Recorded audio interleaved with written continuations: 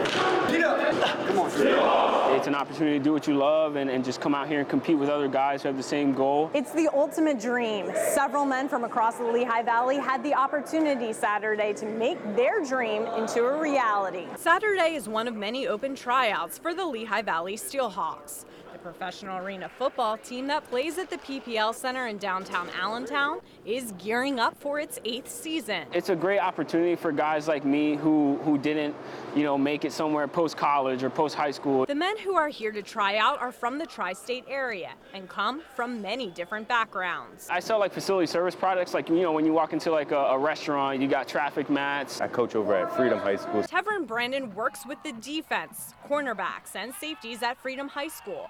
But it wasn't long ago he was on the main stage. I played Division I football, Division I track. I was lucky enough to play professionally. I played in the NFL. I played in the CFL up until last summer. He played for the Denver Broncos the season they won their last Super Bowl.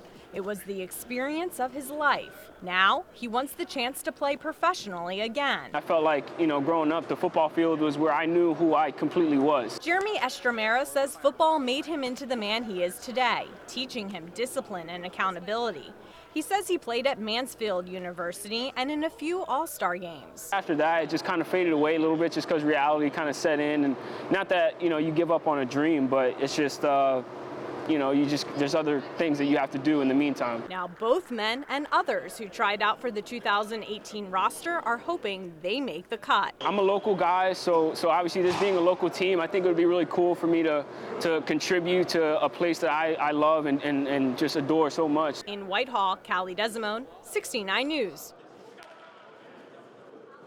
And at times this year, they look like the type of team that could play with just about anybody.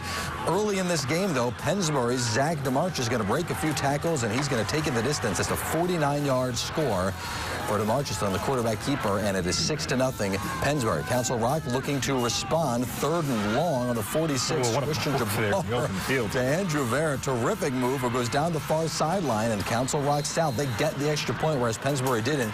So Council Rock is up 7-6 Golden Hawks. Second quarter, though, Pennsbury on the 34, 3rd and 4. DeMarch's big throw to David Burke. The little catch and run for the touchdown there. They get the extra point. They're up 13-7. Later in the half, it's now 19-7, and they're adding to it. Javon McNeil straight up for a 13-yard score. He's a big young man, right? Big fella. Powering in. 25-7 Pennsbury at the half, and they would have a little bit more fun in the second half, although not on this play. Jabbar's going to go to Andrew Vera. Again, he made that big play in the first quarter. There's another touchdown there, made it 25-14. And that's how it would stay. So Council Rock South gets the touchdown, but that Pennsbury defense shuts the door from there.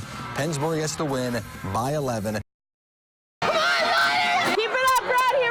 The rivalry between Easton and Phillipsburg High School football teams is legendary. To set the stage for the big game between the boys on Thanksgiving Day, the ladies of both schools Monday night, proving they can play like the boys during the annual Powder Puff football game at Cottingham Stadium in Easton. I think it's a great tradition, and I've waited my whole high school career to be involved, and I'm finally glad it's here. 1, 2, 3. These girls aren't messing around. They catch, throw, and take some big hits. Even though this is a flag football game, Michelle Moss plays field hockey, and her skills from that sport are helping her in this game. There's a lot of aggression in field hockey, and there's a lot of aggression in this game, clearly. Also, a ton of time and dedication goes into preparing for this game. Our offense has over 20 plays, so we worked really hard practicing every day after school, and our defense is just as prepared as well. And keeping with gender role reversal during this game, boys from Easton and Phillipsburg don hair bows and short shorts as they play the role of cheerleaders. It's pretty awesome. Being in front of everyone gives you a whole different thrill. We've been dedicating ourselves for a whole month in the morning before school, sometimes even after school. We've just been doing our thing, and now we're elite. The term elite might be subjective at this game, but the Peaburg cheerleaders did come ready to stunt.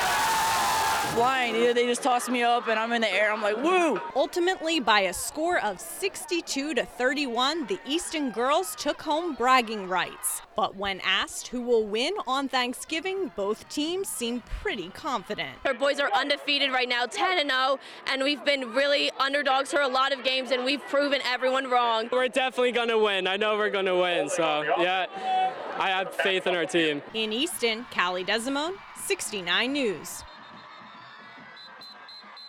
It's now 14-3.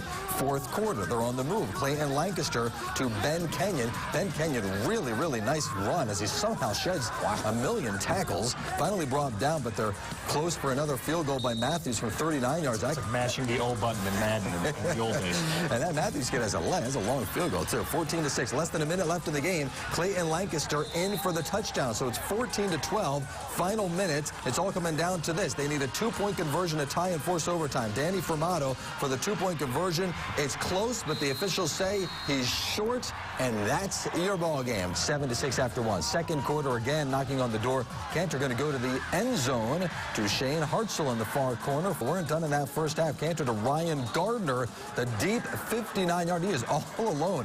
59-yard touchdown, 20-6 at the half. They put another one on in the second half. Penn Ridge gets a nice win.